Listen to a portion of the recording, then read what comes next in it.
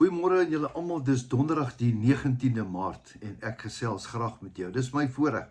Glo my, dis 'n voorreg om met jou te kan praat en vir my dat jy na my kan luister is vir my groot voorreg. Ek wil vanoggend iets op my hart met jou deel.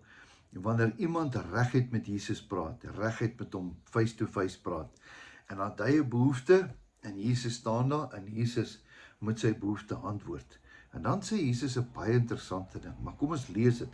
Ek wil gou vir jou lees hier, waar is daai deel nou? Die blinde man van Jerigo.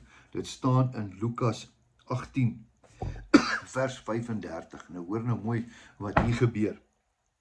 En terwyl Jesus naby Jerigo kom, sit daar 'n blinde man langs die pad en bedel. Blinde man, kan nie werk nie, kan nie sien nie, steek net die hand uit, asseblief, gee my net 'n geldjie, ek wil net kos koop. So is hy. En toe hy 'n skare hoor verbygaan, hier kom 'n skare verby, en dan wonder hy, wat gaan aan? Hy kan nie sien nie, hy hoor dit net, en vra hy, wat is dit? En hulle vertel hom, Jesus van Nasaret gaan nou hier verby. Hier gaan hy verby, hy hoor dit. Toe roep hy uit en sê, Jesus, seun van Dawid, wees my barmhartig. En die wat voorloop bestraf hom en sê, hey, jy moet stil bly. Maar hy het al hoe harder uitgeroep, seun van Dawid, wees my barmhartig. En Jesus het gaan staan. Hier kom hy, vers 40. En Jesus het gaan staan. Hy het hierdie stem gehoor. Ek wil jy moet mooi hoor. Dit is die eerste keer dat hy die stem hoor. Hy het dit al voorheen ook seker gehoor, maar hier hoor hy hom fisies. Hier staan hy by hom. En Jesus het gaan staan en bevel gegee dat hy na hom gebring moet word. Vat my dan die man toe. Ek het hom gehoor, daar is hy daar ergens. En toe hy naby kom, vra hy hom, en hy sê, wat wil jy hê moet ek vir jou doen? En hy antwoord, Here, dat ek kan sien. Ek wonder nou 'n vraag, kom ons stop gou daar. Dink jy Jesus het nie gesien dat hy blind is nie? Dink jy Jesus het nie geweet dat hy blind is nie? Jesus het dit geweet.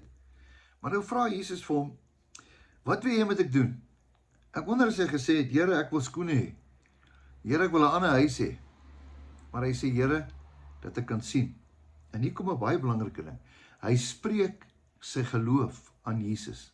Hy sê vir Jesus, Here, dat ek kan sien. Jesus vra hom, want jy sien, dit kom uit sy hart uit.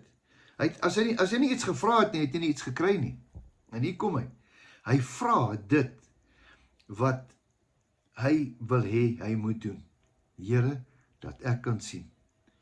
En Jesus antwoord hom. Vers 42. Sien, jou geloof het jou gered. Onmiddellik spreek Jesus lewe oor hom. Hy het 'n behoefte gehad, hy het gevra, en Jesus het hom dadelik geantwoord. En hy het gesê, ek gee dit vir jou. Jou geloof het jou gered. En onmiddellik het hy gesien en hom gevolg, terwyl hy God verheerlik het. En toe die hele volk dit sien, het hulle God al die lof daarvoor gegee. Wat 'n wonderlike storie. Hier kom dit net weer, spreek jou geloof. Spreek jou geloof.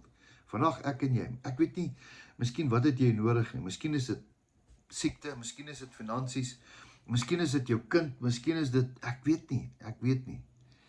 Maar God weet. En vanmôre kom Jesus hier verby. Hy kom nou hier verby met 'n boodskap. Hier kom hy verby. Nou jy het 'n opsie. Oh, stop Jesus, stop. Wees my genadig. Help my.